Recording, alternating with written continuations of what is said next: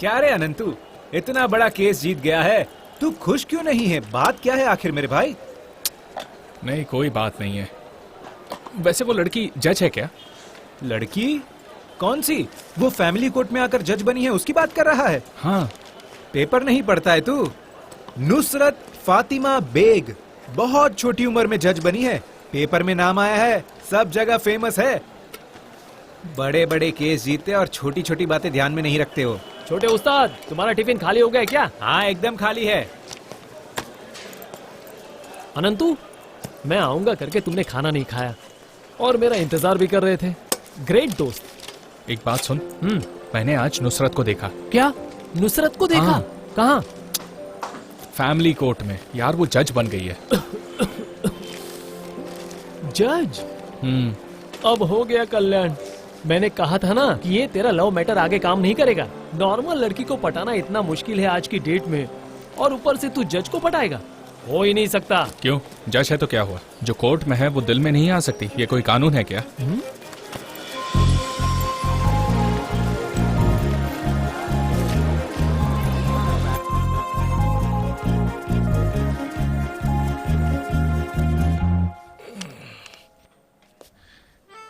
हाय।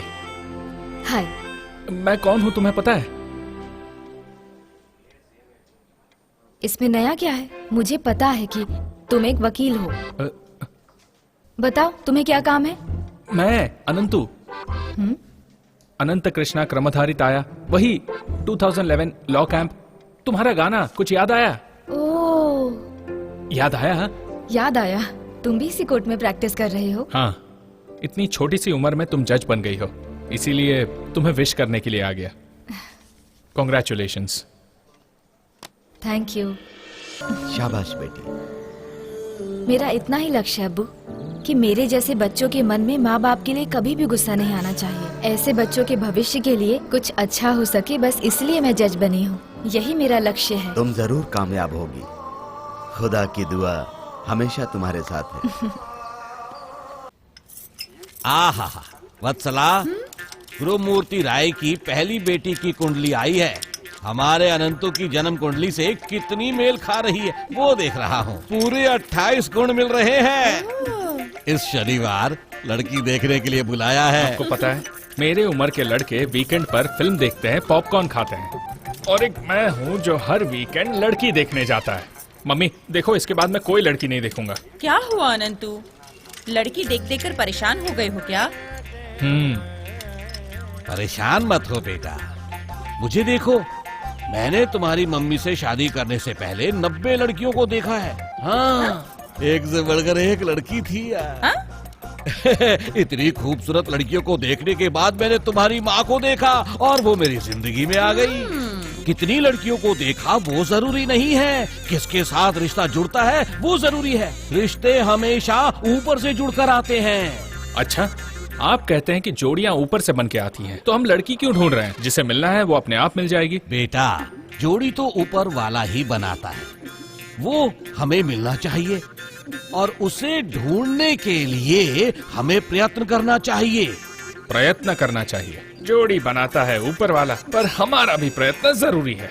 पैदा करने वाला घास भी बनाता है और वो घास भी देता है, लेकिन खाने के लिए उसके पास जाना भी पड़ता है। तो बस यही तो प्रयत्न करना है। अगर ऐसा है तो मैं नुसरत को पाना चाहूंगा। मेरा उसके पास रहना जरूरी है। ठीक है, ये प्रयत्न आप कीजिए, मेरा प्रयत्न मैं करता हूँ। ए, अनंतु, ये घर की बनने वाली बहू किसकी किस्मत में है पता नहीं। कुछ भी हो जाए, इस घर की बनने वाली बहू आपके लाए हुए इतने सारे रिश्तों में तो नहीं है। क्या कहा इसने? कुछ भी बोलने का और सुनने का टाइम नहीं है। हमें ये बात वकील को बतानी होगी। सर, मैं गाड़ी लेकर आता हूँ। हेलो वकील साहब। बोलिए अध्यक्ष जी, आपकी आवाज सुन के तो लग रहा है बहुत खुश हैं। हाँ, सही कहा तुमने। एक तो केस जीतने की खुशी, और दूसरी मेरी बहन बैग लेकर सीधे घर आ रही है, उसकी खुशी। अरे, मेरी बहन को तलाक दिलाने वाला वकील मिल गया है। मिल गया का क्या मतलब है? इंसान अगर कोशिश करे तो क्या नहीं मिल सकता। वो सब ठीक है, आपकी बहन का डिवोर्स हो रहा है, आप इतने खुश क्यों हैं? अरे भाई, एक वकील तलाक दिलाने के लिए तैयार हो गया और दूसरा वकील शादी के लिए तैयार हो गया, तो खुशी तो होगी ना। मैं नुसरत से प्यार करता हूँ, ये बात इसे कैसे पता? अध्यक्ष जी, शादी के लिए सिर्फ जोड़ी जरूरी नहीं है, इंसान का कोशिश करना भी जरूरी है, और वो कोशिश मैं भी करना चाहता हूँ। हाँ हाँ हाँ हाँ हाँ, सही बात है, बिल्कुल सही बात। और उसी कोशिश के लिए मैंने अपनी बहन के तलाक का केस सत्यमूर्ति को दे दिया है। आपको कोई परेशानी तो नहीं ना?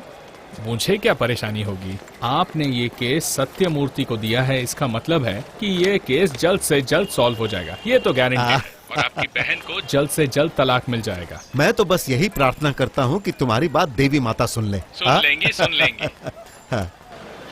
ए दोस्त, जो बात कर रहे थे ना इंसान की कोशिश की, मुझे दो ना, मैं भी कोशिश करूंगा। केस चाहिए या उसकी बहन? हाँ?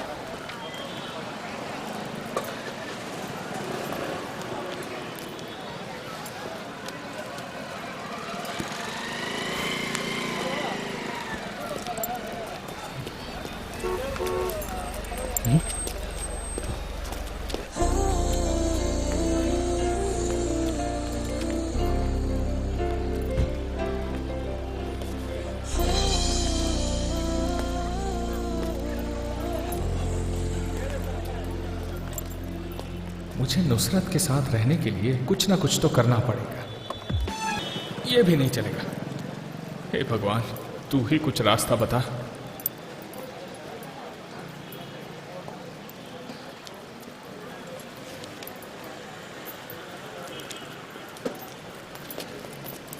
मेरे पास ये काला कोट है, तो मैं कारण से कोई भी तलाक का केस अपने हाथों में मत आने देना। फैमिली कोर्ट का केस अपने हाथ में मत लेना। तलाक का केस छूना भी नहीं, ऐसा वादा करो। पापा,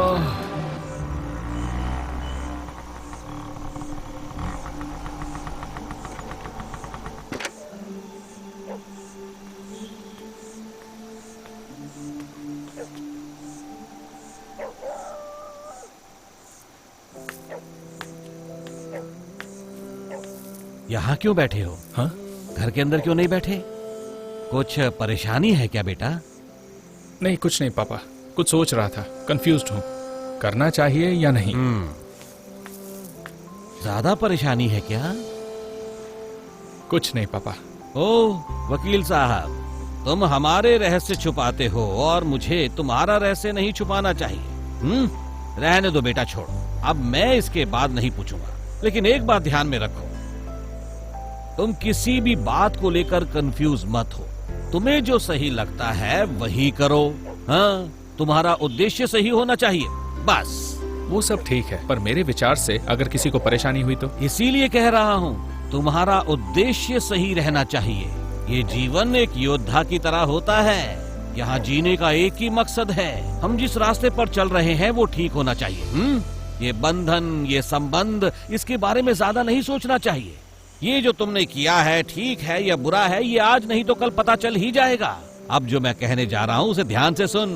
देवी, देवता, ये जिसकी हम भक्ति करते हैं वो भगवान बोल रहे हैं, गीता में ऐसा ही लिखा है। तुम जो भी उपाय सोचोगे वो ठीक ही रहेगा, ऐसा मैं सोचता हूँ। तुम्हें जो अच्छा लगता है तुम वही करो।